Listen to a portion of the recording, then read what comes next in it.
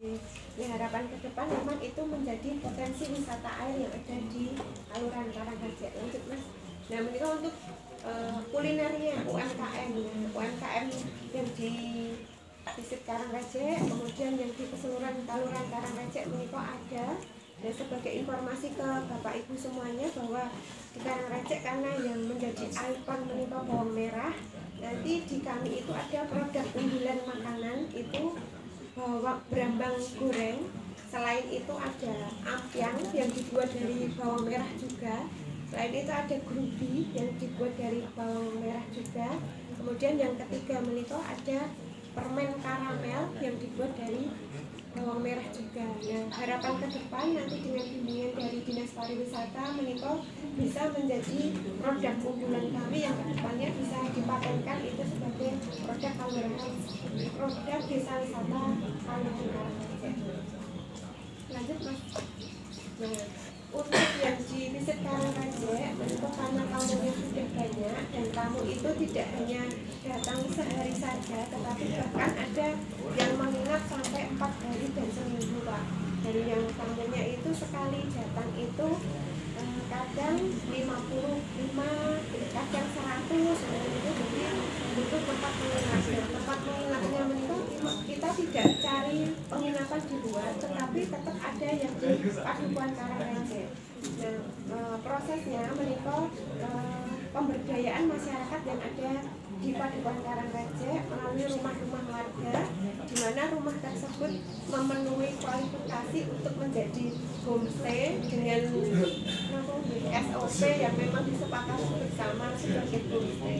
Dan homestay menika adalah milik dari warga yang ada di Padukuhan Karangrajek.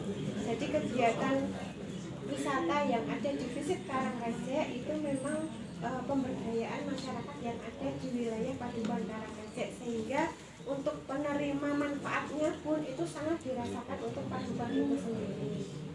Lanjut Mas. Nah, ini jadi di Padukuhan Karangrajek menika ada rumah belajar. Rumah belajar menika Narapuspitan. Kalau Ibu tindak di mungkin ada yang sudah tahu warung desa Mbak Sri, menika posisinya ada di depan warung desa Mbak Sri. Memang awalnya menika Padukuhan Karangrajek, Visit Karangrajek menika banyak dibantu oleh Bapak Reza Pradana Kusuma. Menika memang beliau punya pengabdian, keinginan pengabdian ke masyarakat. Assalamualaikum warahmatullahi wabarakatuh. Waalaikumsalam warahmatullahi wabarakatuh. Oke, yang terhormat PJ Lurah Karangrajek yang dalam hari ini diwakili oleh Ibu Caleg. Terima kasih sekali untuk penerimaannya seluruh keluarga besar pengelola Desa Wisata Kabupaten Gunung Kidul. Yang kami hormati Bapak Agung Nugroho selaku Ketua Forum Komunikasi Desa Wisata Kabupaten Gunung Kidul, yang hadir juga dengan Pak Musidi, Wakil Ketua, matur suwun program-programnya, juga yang kami banggakan, yang kami tresnani, Bapak Ululu, Ibu Ululu, dari pengelola desa wisata, 30 desa wisata yang dihadirkan hari ini. Motor sangat supportnya. Juga yang kami cintai, teman-teman kami dari pengelola desa wisata yang ada di Kabupaten Gunung Kidul, yang dalam hal ini juga 30 desa wisata yang terpilih untuk kita bisa bersilaturahmi dalam forum komunikasi Desa Wisata Kabupaten Gunung Kidul hari ini. Juga pada tim penerima dari tim pemerintah kelurahan, matur nuwun sangat persiapannya, paparannya pagi hari ini tadi sangat menarik sekali. Walaupun skala padukuhan, tetapi bisa mewakili skala kelurahan. Ini membuktikan bahwa desa wisata itu luas sebetulnya, seperti itu. Baik, puji dan syukur kita panjatkan kehadirat Tuhan Yang Maha Esa, Allah Subhanahu wa Ta'ala. Alhamdulillah, melalui forum komunikasi desa wisata di tahun 2025 ini, Bapak Ibu bisa menyempatkan, meluangkan waktu untuk bersama-sama bagaimana sebaiknya kita berkomunikasi bersama-sama mendorong agar warga masyarakat yang ada di kelurahan masing-masing itu bisa nyengkuyung, bisa bergerak bersama melalui kegiatan di sektor pariwisata. Alhamdulillah panjenengan SK SK Pok Darwis sudah ditetapkan oleh Gubernur. SK Desa Wisata sudah ditetapkan oleh Bapak Bupati. Bahkan saat ini, kemarin di awal minggu kemarin, banyak proposal yang masuk terkait dengan fasilitasi pentas atraksi desa wisata melalui program Pokir. Wah ini karena dibatasi kayaknya di bulan Februari ini paling lambat seperti itu. Ini mereka ini kelihatan sangat aktif. Karena apa? Anggaran itu bisa kita peroleh kalau kita menjemput. Kalau kita menunggu, ya nggak mungkin bisa datang dengan sendirinya. Ini mohon kreativitas dari Pamong Kelurahan berserta pengelola desa wisata. Monggo yang memiliki mitra anggota dewan dekati, buat proposal, segera ajukan. Lumayan. Kemudian di dalam kesempatan yang baik ini kami mohon maaf apabila selama ini dalam rangka kami mendampingi Bapak Ibu semua belum bisa maksimal. Terus terang kami sebetulnya hanya membukakan pintu, memberikan kunci pada Bapak Ibu semua agar pergerakan perekonomian kerakyatan yang tadi disampaikan oleh Mas Agung melalui sektor pariwisata itu bisa berjalan.